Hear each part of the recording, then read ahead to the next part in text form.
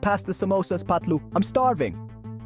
Motu and Patlu were having breakfast on a sunny morning. The table was filled with delicious food, but Motu's eyes were fixed on the samosas. Motu piled his plate high with samosas, stacking them one on top of the other until it looked like a small mountain. Don't eat too many, Motu. You know what happened last time? Patlu warned, but Motu didn't listen. He was too tempted by the delicious aroma. He ate and ate, savoring each bite. So full. I can't eat another bite. Motu burped and rubbed his tummy, feeling satisfied but extremely full. He had eaten more than he could handle. Suddenly he felt light and started to float. It was as if the samosas had given him some kind of magical power. Patlu, I think I'm flying. This is amazing. Patlu looked up in shock, unable to believe his eyes. His friend was actually floating above the ground. Motu was hovering above the ground, defying gravity. It was a sight neither of them would ever forget. Wow! Motu spun through the air.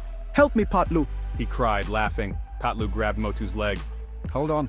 Patlu shouted, but Motu was too strong. He pulled Patlu into the air. This is amazing.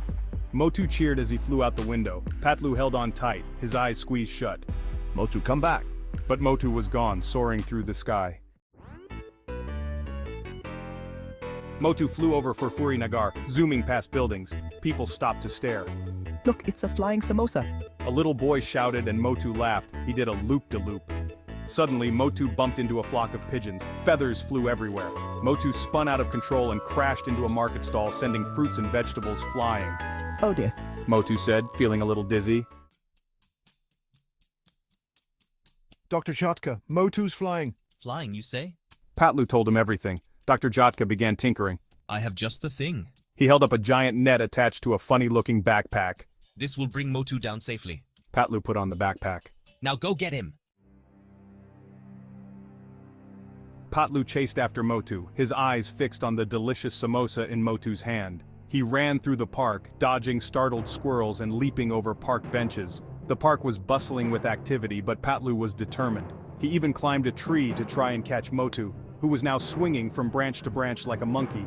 Patlu's determination was unwavering, but Motu was too fast.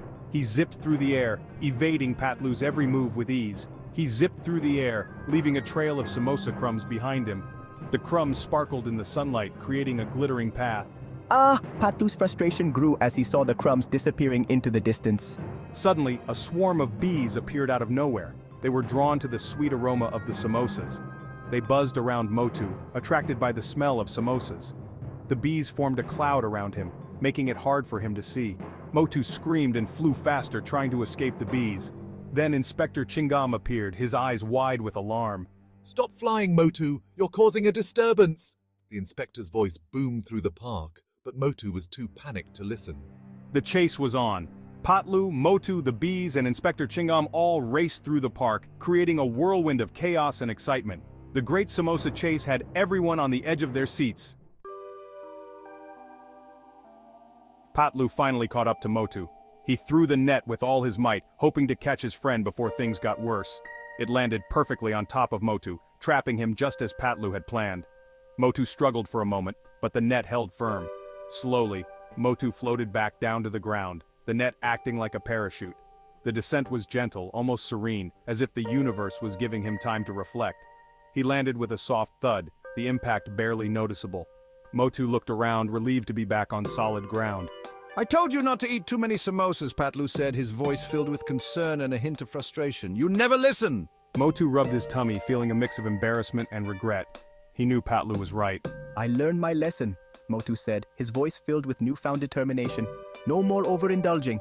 From that day on, Motu never ate too many samosas again. The sight of the empty plates served as a constant reminder of his misadventure.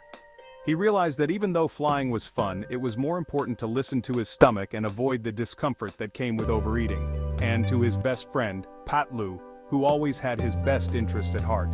Together they learned that moderation was key, and their bond grew even stronger.